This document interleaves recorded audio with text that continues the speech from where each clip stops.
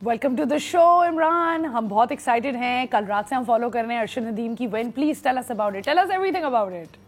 Excited भी है, थोड़ी सी एनर्जी भी डाउन है क्योंकि रात को एक तो काफी देर तक मुकाबला चलता रहा और फिर इतनी खुशी थी कि नींद ही नहीं आई। जाके रहना बिल्कुल, और फिर सुबह आके दोबारा यहाँ पे काम भी करना था, तो थोड़ा सा एक्साइटेड भी है, थोड़ी सी थकन भी है, लेकिन ये थकन हमें रोज भी हो तो बर्दाश्त है। गोल्ड मेडल 40 साल बाद आना ओलंपिक्स में और 32 साल बाद एक मेडल पाकिस्तान ने जीता है और ये कोई एक्सपेक्ट नहीं कर रहा था क्योंकि देखें जिनसे उनका मुकाबला था, जर्मनी के वेबर, फिनलैंड के खिलाड़ी, भारत के नीरज चोपड़ा, ये सब टॉप एथलीट्स हैं वर्ल्ड में और तो जीते भी हैं बिल्कुल। और इनकी प्रिपरेशन बहुत अच्छी थी अरशद नदीम से, क्योंकि कोई फिनलैंड में तैयारी कर रहा था, कोई जर्मनी में तैयारी कर रहा था। हमने बमुश्किल 3 हफ्ते के लिए साउथ अफ्रीका भेजा था अपने अरशद नदीम को और उसमें उन्होंने कमाल कर दिया। हमने देखा यहाँ पंजाब में वो किस गर्मी में ट्रेनिंग कर रहे थे, किस तरह से वो मेहनत कर रहे थे और उनके जाने से पहले जब वो ऑफिशियल से मुलाकात कर रहे थे उस वक्त भी ऐसा लग रहा था कि कुछ ना कुछ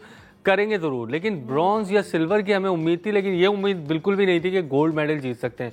लेकिन क्या उन्होंने थ्रो किए 92.97 मीटर की और ओलंपिक का 4 मीटर ज्यादा था फ्रॉम द एक्चुअल स्कोर। बिल्कुल और ओलंपिक का रिकॉर्ड भी है ये, एशिया का भी रिकॉर्ड है, उनका अपना करियर बेस्ट है ये।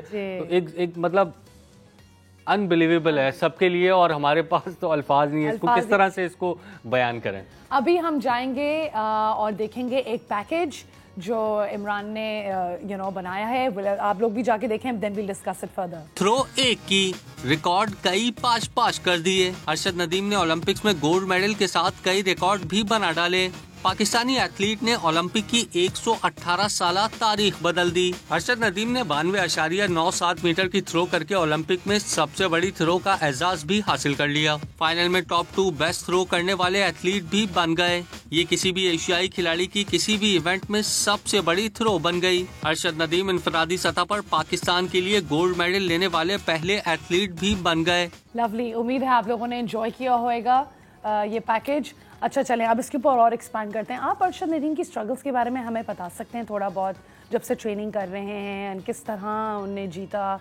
मैटर ऑफ नेशनल प्राइड है हमारे लिए तो ये बहुत। बिल्कुल, देखें 2016 से वो इस जेवलिन थ्रो में हैं और उनके पास स्टार्टिंग में जिस तरह हमारे प्रोग्राम रीप्ले में भी उन्होंने कई बार स्टोरी शेयर की कि उनके पास जेवलिन के भी पैसे नहीं होते थे, बहुत उन्होंने अपनी स्ट्रगल की। फिर जब उनका सक्सेस हुआ वर्ल्ड एथलेटिक्स चैम्पियनशिप में, दीगर जो इंटरनेशनल टूर्नामेंट्स हैं, फिर थोड़ी सी उनको हेल्प भी मिली, लेकिन अभी भी उनको इतनी हेल्प नहीं मिल रही है जितनी दीगर एथलीट्स को मिल रही है दुनिया भर में, चाहे वो जर्मनी हो, फिनलैंड हो, इंडिया हो।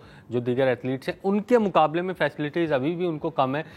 इससे ये जाहिर होता है कि अगर हम थोड़ी सी अपनी इम्प्रूवमेंट लाएँ, प्रिपरेशन में उनकी हेल्प करें, क्योंकि देखिए आप अगर पैसे पहले लगाएंगे प्रिपरेशन में तो ही खिलाड़ी जो है वो कुछ ना कुछ हमें दिला सकता है, वरना आप जब वर्ल्ड स्टेज पे हमारा खिलाड़ी जाता है तो वो अपने तौर पे तो पूरी प्रिपरेशन के साथ जाता है, लेकिन जो वहाँ पर खिलाड़ी आए होते हैं वो एक मतलब जदीद तर्ज पे एक ट्रेनिंग करके आए होते हैं, तो वो कम्पीट नहीं कर पाते उनसे। तो अरशद नदीम एक एक्सेप्शन है, उन्होंने अपने टैलेंट पे जीता है ये। और अनबिलीवेबल बात मेरे लिए ये थी कि जब वो 92.97 की उन्होंने थ्रो की, तो जब 3 अटैम्प्ट हो गए थे तो मुझे ऐसा लग रहा था कि अब एनर्जी इनकी कम हो जाती है, जाहिर है बहुत ज़्यादा उसमें ताकत लगती है, बहुत ज़्यादा टेक्निक होती है, तो मुझे ऐसा लग रहा था कि अब मेडल पक्का हो गया, क्योंकि 93 की अब कोई नहीं फेंक सकता, 3 अटैम्प्ट हो गए।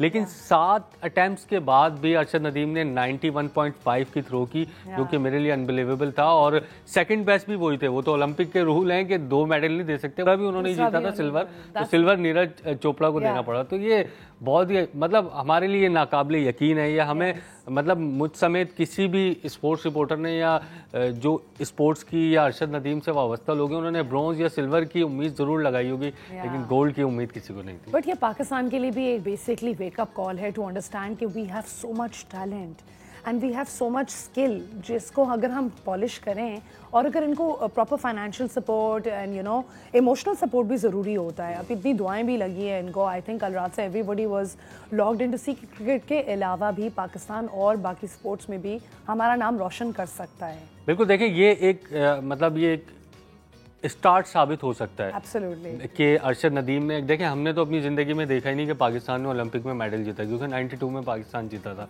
तो हमने नहीं देखा, हमने फर्स्ट टाइम देखा। ये इमोशंस हमारे फर्स्ट टाइम है, ये हमारे लिए एक नया एक्सपीरियंस है। और बहुत सारे जो स्पोर्ट्स की फेडरेशंस हैं, बहुत सारी जो गवर्नमेंट के ऑफिशियल्स हैं जो कि स्पोर्ट्स में इन्वॉल्व हैं, उनके लिए भी एक नया तजर्बा होगा। तो ये अब दूसरे खेलों पे भी इफेक्ट करेगा कि हाँ यार, दूसरे खेल पे भी अगर हम थोड़ी थोड़ी भी मेहनत करते हैं तो चले गोल्ड नहीं तो सिल्वर और ब्रॉन्ज वगैरह हम ला सकते हैं, या एक मतलब एक पोडियम पे फिनिश कर सकते हैं हम। तो मेरा ख्याल है ये एक स्टार्ट साबित होगा।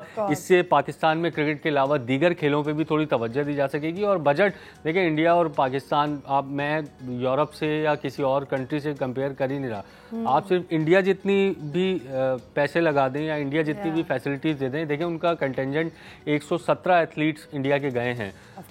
ओलंपिक के लिए क्वालिफाई करना itself is a big achievement. तो उनके 117 एथलीट्स ने क्वालिफाई किया, इसलिए किया कि उनको फैसिलिटीज़ मिल रही थी, उनको अच्छी प्रिपरेशन थी, उनकी गवर्नमेंट जो है वो उनकी हेल्प कर रही थी। और आपको पता है अभी पेरिस में इतनी गर्मी थी, तो वहाँ पे जो विलेज हैं, ज़ाहिर है वो इंडियन गवर्नमेंट ने यहाँ से उनके लिए रूम ऐसी भेजे हैं कि हमारे एथलीट्स को कोई परेशानी ना हो, क्योंकि वहाँ पर शायद कुछ कम उनके फैसिलिटीज़ थी इस वजह से।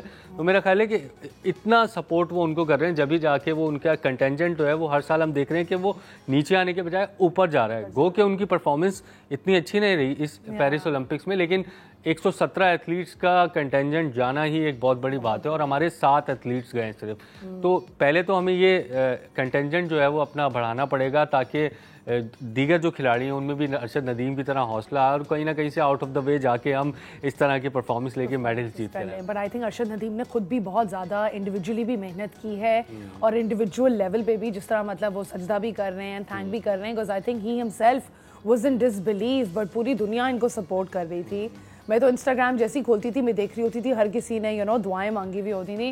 But I am feeling so proud and I am feeling so happy कि हम लोगों ने इस अच्छी अमेजिंग खबर के साथ रात क्लोज की और सुबह उठे, and I am sharing this on national television. Thank you so much Imran, आप आए, आपने हमसे शेयर किया।